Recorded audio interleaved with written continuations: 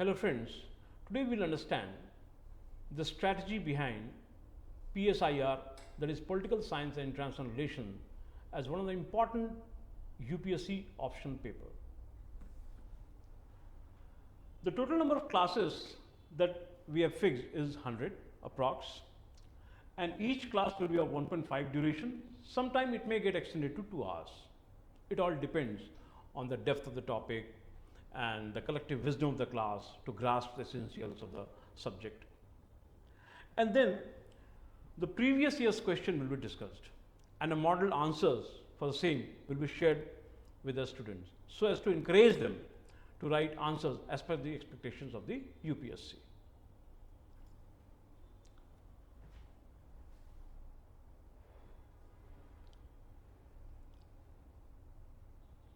If I see the paper 1 has got 2 parts, section A and section B.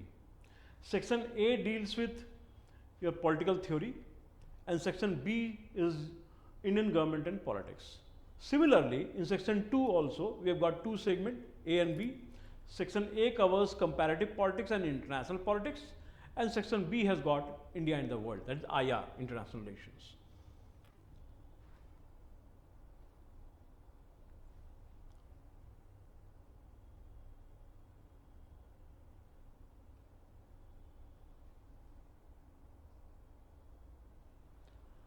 Now, the classes will start with the definition, explanation and understanding of the terms such as political science, political theory, political thought, ideology. What these all terms mean? They seems or appear to be the same, but they have got different connotation. Science explains how things are, and if it is political science, so how states are formed, how governments are formed, how state came into existence, and how do we understand different political ideologies, what is statecraft, what is the best way of running the government, art of running the government. These all we study in political science. Theory, any theory, what it does, political theory, any theory, what is it? Theory means explanation of a phenomena. So political theory is explanation of political phenomena, very simple. So we understand with the help of theory political phenomena. For example, we want to understand defections, splits, mergers, then fragmentation, dynastic politics. They are political phenomena. So we understand these all with the help of political theory. Political thought. Thought is a thinking of an age. There are 2 streams of thought: Indian political thought and Western political thought, that we need to understand. Political ideology. Ideology is what? Set of ideas. A strong adherence to a belief system. It has got no scientific basis. Liberalism is an ideology. Gandhism is an ideology. Marxism is an ideology.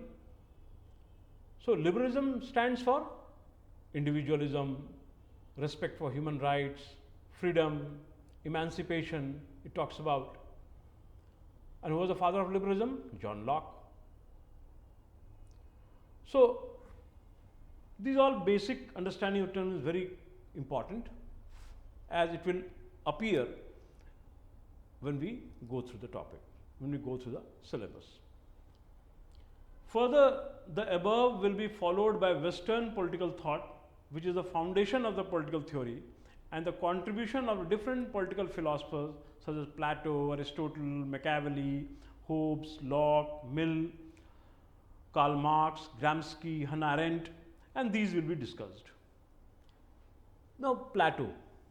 If I say Plato was the father of Western political philosophy, he was an idealist. He conceived the idea of an ideal state, and he wanted that the Athens where he belonged should be governed by a philosopher king, because he considered philosopher king to be the wisest and most virtuous. Actually, he wanted Athens to be free from all evils. He was an idealist, and quite contrary to his disciple Aristotle, who was the father of political science. He was a realist. He gave the theory of mixed constitution, he gave the theory of slavery. So we have to study these all theory of justice, theory of state by Aristotle. Then Machiavelli. Machiavelli was born in Italy. He was a product of Renaissance period. So Machiavelli wrote a book called The Prince, where he enunciated different principles, how prince should conduct himself in a variety of circumstances. And his conception of secularism, he advocated for the separation of religion from politics, and that laid the foundation of European secularism. Then we have got very important Karl Marx. We know that Karl Marx was a German socialist. He was an economist, and he laid the foundation of scientific socialism, dialectic materialism, theory of alienation, basis and superstructure, which revolutionized the world. The gap between haves and have-nots. He was the first person who could identify that the exploitation of workers at the hand of capitalists, how it should be stopped. And the only means that he advocated was by revolution.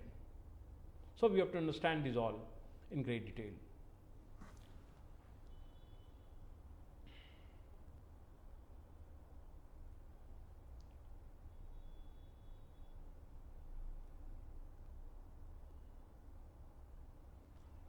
Then discussion of various political ideologies as liberalism, socialism, Marxism, fascism, Gandhism, feminism will be taken up, and primarily it will be done through these questions. Discuss the contemporary relevance of Marxism. Explicate the ideological components of Gandhism. What are the ideological components of Gandhism? Sarvodaya, Ahimsa, non-violence, trusteeship council. Relevance of Marxism. Contemporary relevance of Marxism means what? In China, if it is thinking towards mass improvement, welfare of the masses, after double-digit economic growth, if the central leadership is thinking about the masses' welfare, it's a shift, and primarily the shift is the result of the contribution of the Marx. Then take the example of Russia. Russia has nationalized the oil industry. So these all decision is the impact of Marxism contemporarily. Then we have got discuss the salient features of Fabian socialism. Fabian socialism. George Bernard Shaw was the exponent of Fabian socialism. It will talk of rights, equality, justice, democratic values, and then historical context of the rise of communism and socialism. How socialism and communism rose. We all know that it was French Revolution which gave birth to socialism. Liberty, equality, and fraternity. These three ideas, and they gained currency all around the world. Similarly, communism. Basically, it was Marx was a socialist, and the aim of Marx was to establish communism. So, communism is what? Stateless, classless, and casteless society. So, first of all, liberalism came. Liberalism gave birth to capitalism. Capitalism gave birth to socialism, and from socialism, we enunciated the principle of communism after revolution.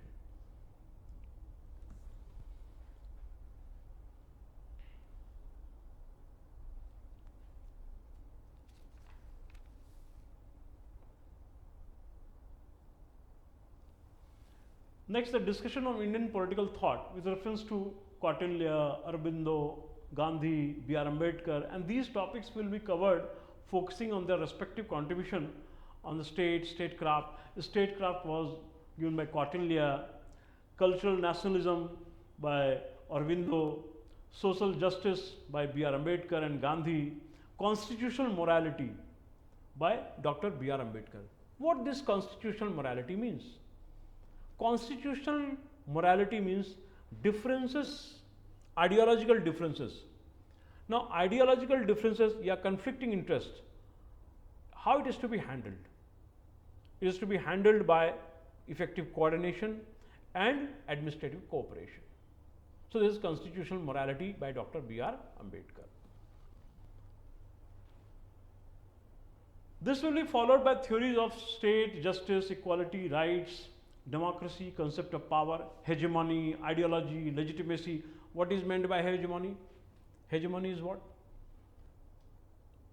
Militarily, if one is powerful, politically, if one is powerful, and assertion of the same over other state is a hegemony. And what is legitimacy? Legitimacy is basically acceptance, is a legally sanctified principle which has the acceptance of people, is legitimacy. Then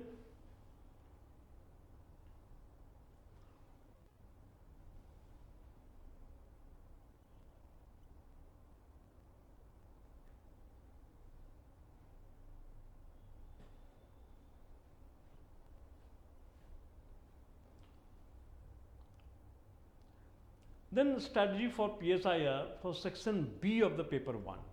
This is basically salient features of the constitution, fundamental rights, preamble, significance of preamble, significance of federalism, exceptions to FR, fundamental right, suspension of fundamental right during emergency, amendability of fundamental rights, dichotomy between FR and DPSP. DPSP is a directive principle of state policy, and important cases and doctrines. See, every political system works within constitutional framework. So, we have to understand the basic fundamental values, and that fundamental values is pronounced more in the preamble, which is the introductory part of the constitution. It is the philosophy of the constitution.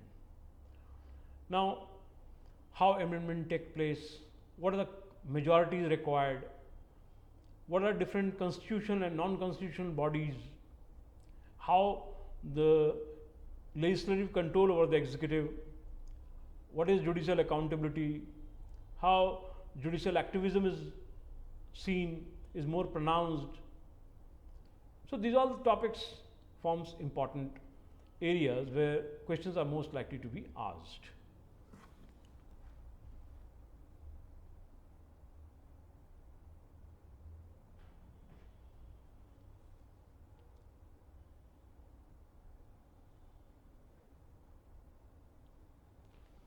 Then we have emergency provisions, legislative procedures, bills and motions. What are the different kinds of bills and what are the different kinds of motions? We have privilege motion, we have closer motion, we have cut motions, and we have no confidence motion, adjournment motions, and what are the different bills, how, what difference in the passage of the bills in state and parliament, what difference is there? So, this we need to study. And then similarly, comparative jurisdiction of the High Court and Supreme Court will be discussed. The original jurisdiction, the advisory jurisdiction, the constitutional jurisdiction, the reference jurisdiction, these all will be taken into consideration. Then constitutional bodies like Attorney General, Advocate General. The Attorney General is the first law officer for the Union government.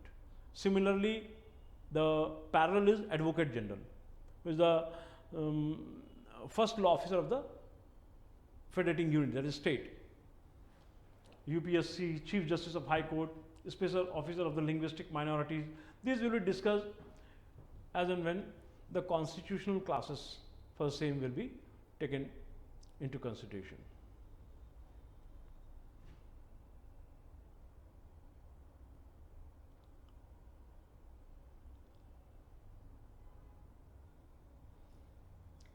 Then next is perspective of the Indian national movement. It will be covered through questions like Marxist perspective of the nature of the Indian national movement, the role of socialists of the Indian national movement, critically examine the radical humanist perspective. Now, what is radical humanist perspective? A radical humanist was led by M.N. Roy, Manvendranath Roy, who first gave the idea of the constitution in 1934. Now, Manvendranath Roy said that the objective of politics is not to grab power, but rationalization. Rationalization is very important. So, Indian national movement, the role of socialists, that was the role of radical humanist.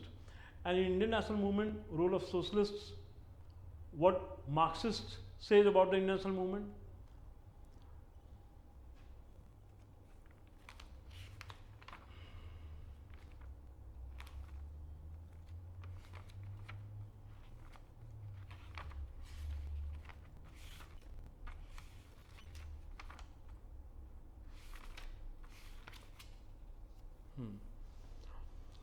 Marxists laid the foundation of socio-economic interpretation of the Indian national movement. Then we have got very important Dalit perspective. Dalit perspective, Ambedkar wanted freedom not only from the British colonialism, but also from the Brahminical supremacy. That is the Dalit perspective. And in socialist, we have the role of the Trade Union Congress, how the All India Trade Union Congress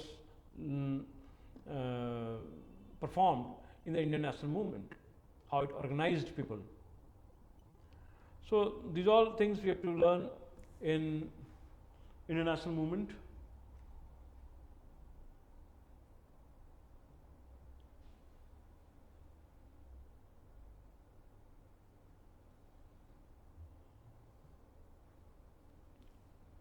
Then the Indian party system, caste, religion, ethnicity will be discussed, and the questions like development has overshadowed the influence of caste in the electoral behavior in the recent elections.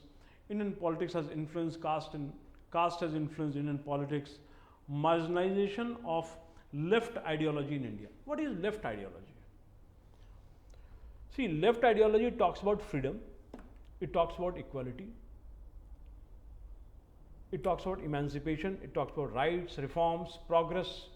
Whereas the right, in the country, right ideology talks about authority, duty, power, control.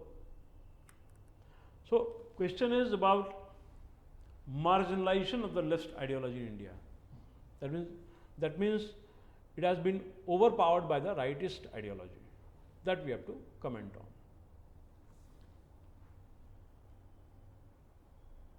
And religion is still an important factor in Indian politics. We all know, though however petty consideration religion might seem be, but the voters are swayed away in the name of religion.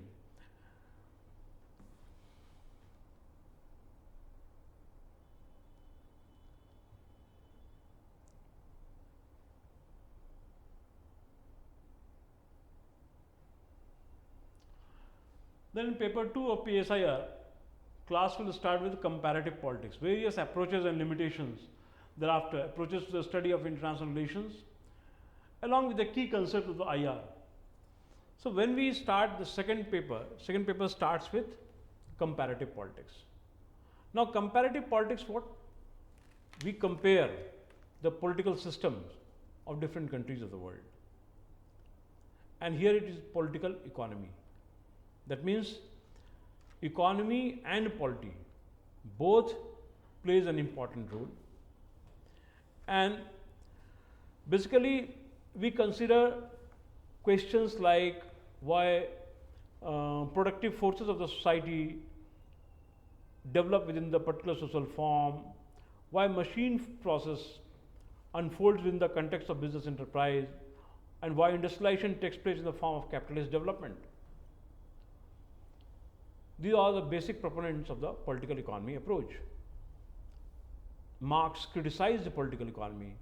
Aristotle wrote about political economy in his book Politics, whereas Adam Smith considered political economy as a branch of science of statesmen or of legislators. Even the history, customs, culture impacts any economic system, and when it impacts, it is within the precincts of political economy. Political economy is basically interdisciplinary in approach.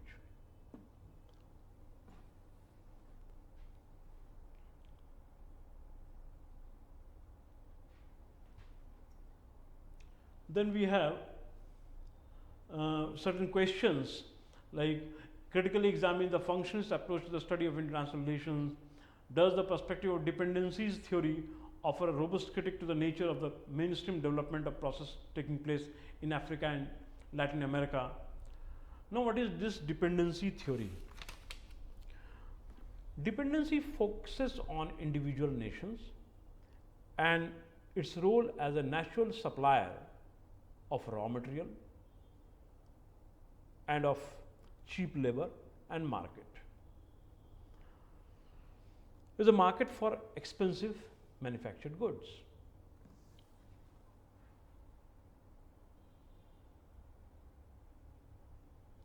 Then we have got balance of power.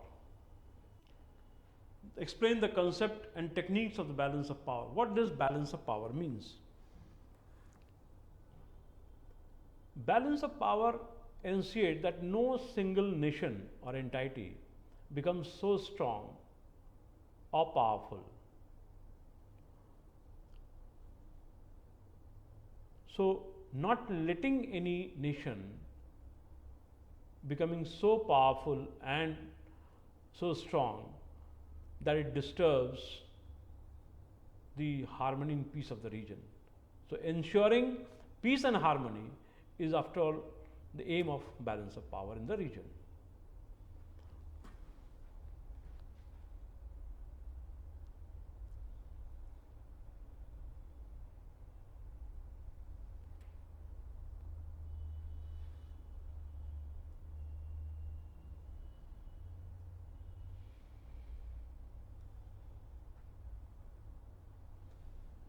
Then the changing international political order, we focus on the concepts of bipolar structure versus multipolar world, various factors contributing the rise of China, challenges and decline of US hegemony, utility of the nuclear deterrence, significance of non-aligned movement and ways and means to strengthen non-aligned movement to address the challenges of developing countries. We all know US hegemony को counter करने के लिए NAM का विकास हुआ. और what are the factors responsible for the rise of China? हम लोग सभी जानते हैं that in 1979 economic reforms got initiated. Now, when economic reforms is initiated in China, economic zones were created along the coast so as to attract FDIs and promoting exports. And agricultural reforms also got initiated, where the production of cotton, which led to the production of cotton, huge production of cotton, and that led to the expansion of cotton textile industries in the due course of time. And China became the largest producer of cotton. Then the present leadership, Xi Jinping, Go Global Strategy, Belt and Road Initiative, these all have made China move from strength to strength, rise above the circumstances. And if we go back to history, Deng Xiaoping abolished the government control and over agricultural land and promoted private farming.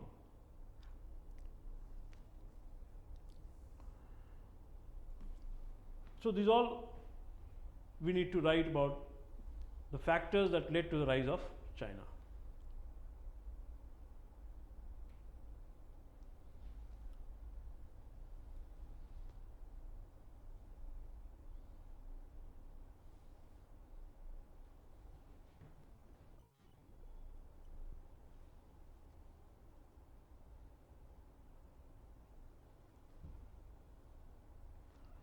Then evolution of international economic system, obstacle in the ways of disarmament, dominance of USA and Western powers in IMF and World Bank, and how are the rising powers challenging their dominance, socio-economic impact of the arms race, Kaplan system analysis.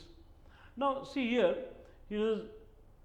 dominance of US and Western powers in the IMF and the World Bank. If they are the financial contributors, one school of thought says that they are in the best position to run these organizations. But at the same time, we also have the view that their policies may be such which may not be in keeping with the best interest of the developing countries. So we have to balance these views when we write answers to questions like dominance of US and Western powers. Then we have got Kaplan's system analysis. Kaplan's system analysis basically is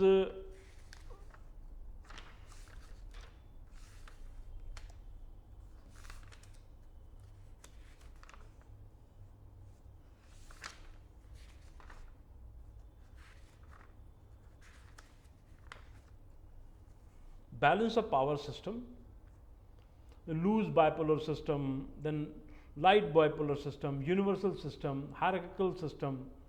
These all system analysis, he gave different theories where you can judge the strength of the system and its applications in the international relations.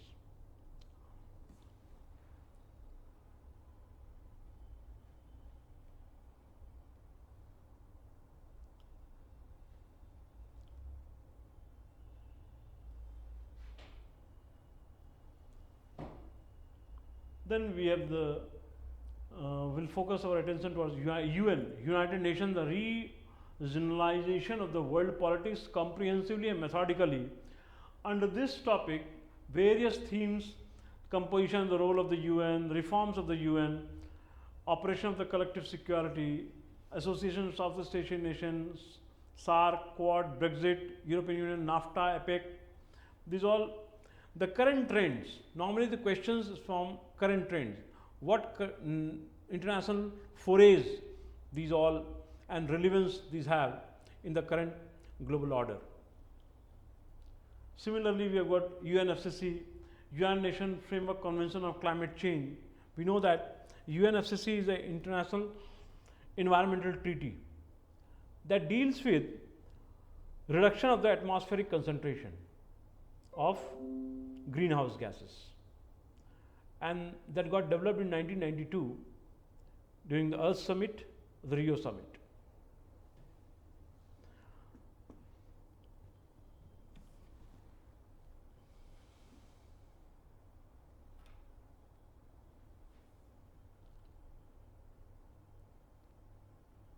And lastly,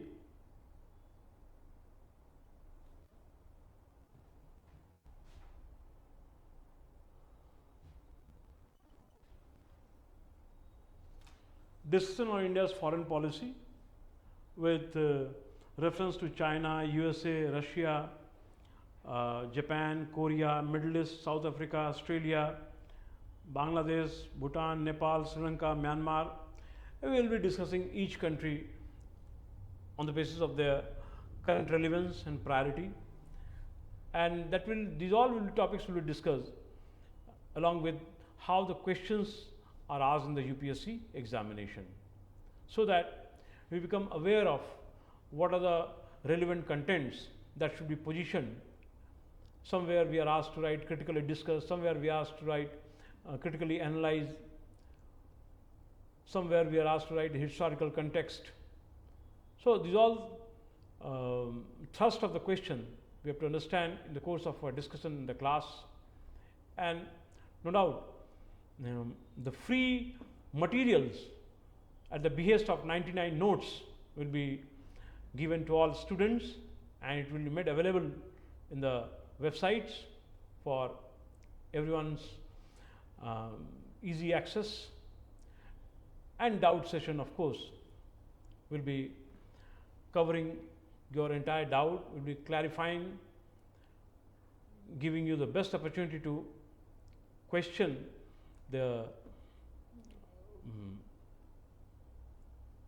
understood part, and as well as those parts which are likely to create disturbances while writing answers. Thank you.